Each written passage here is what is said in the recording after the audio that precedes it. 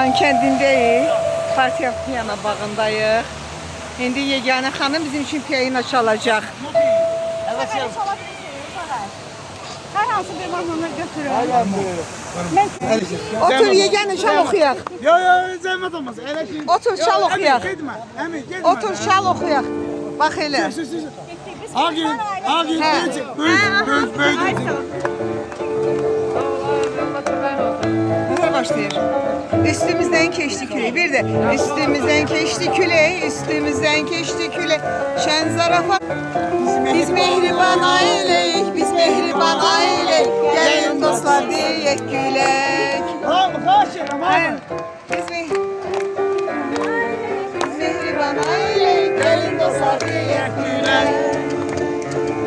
Aynen, tamam. Üstümüzden keçdi külək, şən zarafat şirin kelek.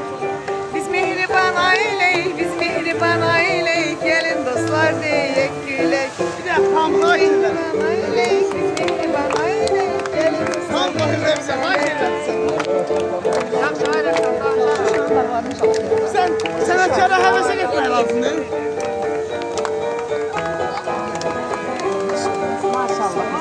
Sen kendine parçalar yani. Vurdun kalbe yara, Feride can Feride.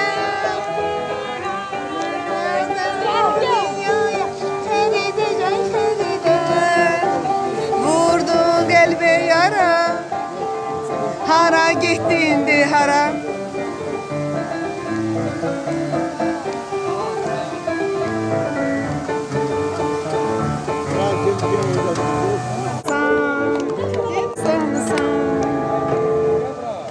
Bravo. Sehamın müziği Sevgilim seyre çıkar burada gel ilk baharı. Sevgilim bir dakika diye.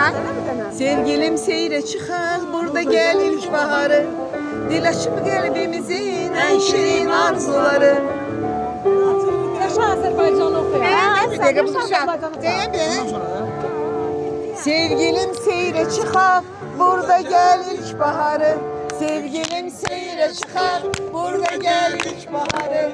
Dil açır kalbimizin en şirin arzuları.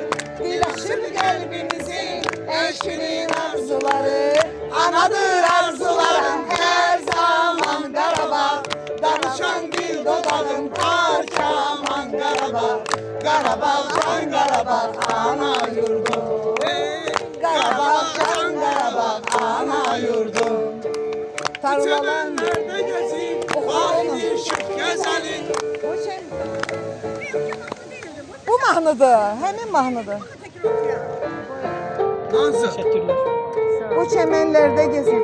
Ben Qarabağ, danışan dil dodağı tar, kaman Qarabağ dodağı.